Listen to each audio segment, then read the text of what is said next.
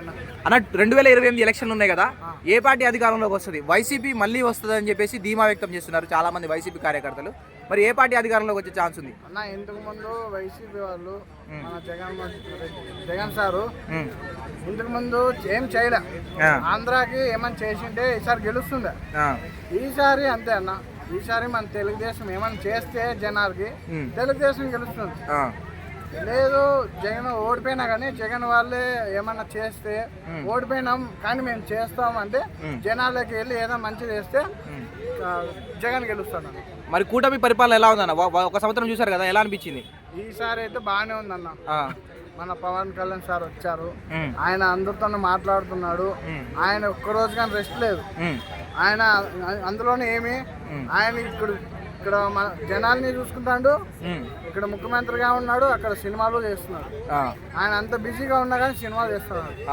ఆయన చాలా మంచివాడు అన్న, బాగా చేస్తాడు. మొన్నగానే ఒక రీసెంట్ జరిగింది, వాళ్ళ పిల్లోడికి ఏదో అగ్ని ప్రమాదంలో ఉంటే వెళ్ళలేదు, కానీ ఆయన వేరే చోటుకి వెళ్ళి వాళ్ళ పరిస్థితి ఏంటి ఏం కదా, వాళ్ళకి వాటర్ లేకుండా వాటర్ తెప్పించి అన్ని ఇప్పించి ఆయన వచ్చాడు.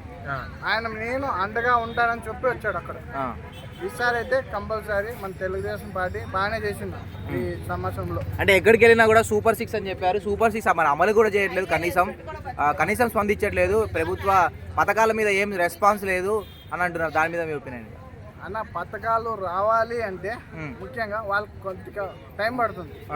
ఎందుకంటే ఇప్పుడు ఒకరికి ఇద్దరికి ఒక 10 మందికి అలా అయితే ఇచ్చేయచ్చు, మొత్తం ఇవ్వాలి కదా అన్న, ఆంధ్ర మొత్తం ఇవ్వాలి కదా. మరి జగన్ గారు ఇచ్చారు కదా అప్పుడు పథకాలు?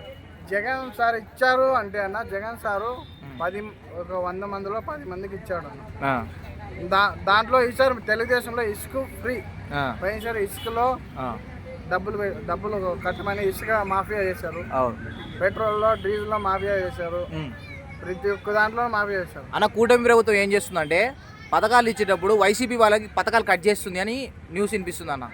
ఏ పథకం ఇచ్చినా వైసీపీ వాళ్ళ కార్యకర్తలకి ఆపేసి కూటమి కార్యకర్తలకి ఇస్తుంది పథకాలు. లేదన్న, మా ఈ కూటమి ఇది తెలుగుదేశం అయితే అలా చేయదు. ఒకవేళ చేస్తే జగన్ చేయొచ్చు, మా వాళ్ళైతే ఏం చేయరన్న. వైసీపీ అయినా ఒకటే, తెలుగుదేశం అయినా ఒకటే, ఎవరైనా ఒకటే మా వాళ్ళకి. పవన్ కళ్యాణ్ ఏది మాట్లాడినా రోజా రియాక్షన్ ఉంటుంది కదా, ఎలా అనిపిస్తుంది అన్న రోజా రియాక్షన్? కరెక్ట్ మాట్లాడుతుంది అనుకోవచ్చా? రోజా ఏంది మాట్లాడుతుంది అన్న, ఆమె మైండ్ లేదు. ఫస్ట్ ఆఫ్ ఆల్ ఆమె ఏం మాట్లాడుతుందో ఆమె తెలుసుకొని మాట్లాడమను. పవన్ కళ్యాణ్ మీద ఫస్ట్ షెటర్లు ఏమన్నా, ఇప్పుడు ప్రభుత్వం మాది ఉంది, పైసారి ప్రభుత్వంలో నువ్వు మాట్లాడావు చెల్లుతుంది అనుకున్నావు, ఈసారి అలా చెల్లదు. మా జనాలు ఊరుకునే ఉండరు. ఫస్ట్ ఆఫ్ ఆల్ చెప్తున్నా, రోజా గారు మీరు ఏదైనా కానీ మాట్లాడేటప్పుడు మా పవన్ సార్ గురించి మాట్లాడేటప్పుడు మీరు జాగ్రత్తగా మాట్లాడితే బాగుంటుంది. ఎందుకంటే ప్రత్యేకంగా మీకే చెప్తున్నా, అది ఏంటన్నా అది. మరి మా పవన్ కళ్యాణ్ సార్ ఇంకా ఉంది, టైం ఉంది, మాకు ఇంకా 4 సంవత్సరాల టైం ఉంది. మేము ఏం చేస్తాం చూడండి, మీరు ఏం చేశారు మేము చూసాం, ఇప్పుడు చూడండి మేము ఏం చేస్తాం. ఓకే, అంటే వైసీపీ వస్తుందని చెప్పేసి వాళ్ళు ధీమా వ్యక్తం చేస్తున్నారు. వచ్చే అవకాశాలు ఏమైనా ఉన్నాయన్నా? మళ్ళీ వైసీపీ వచ్చే అవకాశాలు అయితే ఏం లేవన్నా, ఏం లేవు. పోయినసారి చేసిన దారుణాలే చాలు.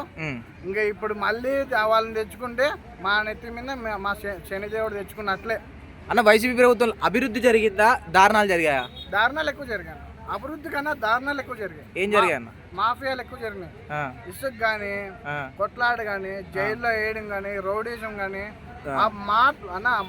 ఇప్పుడు ప్రతి ఒక్కరికి ఉంటుంది, నాలుగుతో మాట్లాడేటప్పుడు జాగ్రత్తగా మాట్లాడాలి.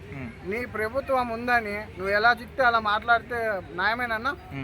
మా ప్రభుత్వం ఇప్పుడు ఏమన్నా మాట్లాడుతున్నారా, శిక్షిస్తున్నారా?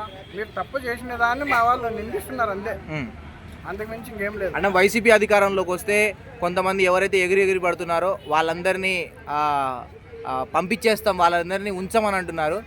మొన్న హైపర్ ఆదిని కానీ మన ఆర్పీని కానీ వీళ్ళని వదలమంటున్నారు. దాని మీద మీ ఒపీనియన్ ఏంటన్న? అన్న, వాళ్ళు ఏదో బతుకు తెరువు కోసం సినిమాలో పని చేసుకుంటున్నారు. మా పవన్ కళ్యాణ్ సార్ కోసం సపోర్ట్ చేశారు, కానీ వాళ్ళు కూడా ఆపోజిట్ మాట్లాడేటప్పుడు కొద్దిగా ఆలోచించి మాట్లాడాలి, నోరు పారేసుకోవద్దండి. ఎందుకంటే మన ప్రభుత్వం బాగుండాలి అనుకుంటే వాళ్ళ మీద పారేసుకోకూడదు, నోరు మాట్లాడితే సరిపోతుంది.